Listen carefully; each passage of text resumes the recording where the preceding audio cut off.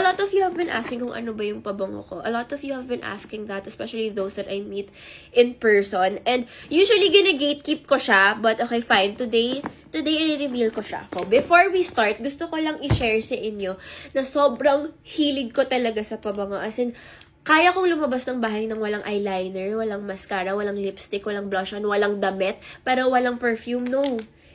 No, hindi ko I use 3. If you're wondering kung bakit ang dami, it's because, alam niyo naman na medyo short nga yung attention span ko and medyo mabilis kasi ako magsawa. So, first off, we have Vanilla Eclair. Pinakauna na binili ko from Luminor. And I believe this is my 3rd bottle na. Ganun siya kabango, guys. As in, guys, ito yung tipo na may in love sa'yo lahat. As in, girl, boy, bakla, tomboy, lahat.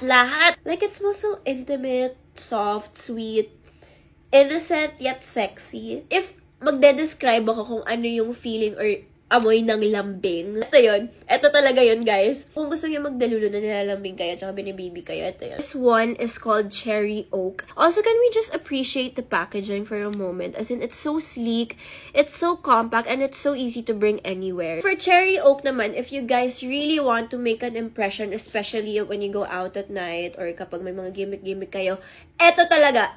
This one reminds me of Baccarat. I used to have Baccarat, I think like 2 or 3 years ago. Pero sobrang hirap niyang i-maintain kasi sobrang mahal and apakaliit. Whenever I pass by people wearing this perfume, they always tell me that I smell so expensive. Kasi totoo nga naman, sobrang lakas niya makaklas at makasosyal. It smells so powerful and dominant but not intimidating. Also guys, I feel like ito yung tipong amoy na unreachable. Yung parang yung tipong ang dami mong manliligaw pero lahat sila busted. Bakit?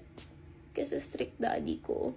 So lastly naman, we have Mimosa Moonlight. Isa din to sa mga pinaka-favorites ko. I wear this when I go to work or when I have taping because it just smells so clean and simple. But at the same time, may sipa. If I were to describe how sleek, the word sleek smells like, ito yung amoy niya. It's this one. Also, gusto ko lang i-mention na grabe yung projection ng scent na to. As in, nasa EDSA ka pa lang, naaamoy ka na. Ganon. This one also resembles YSL Libre.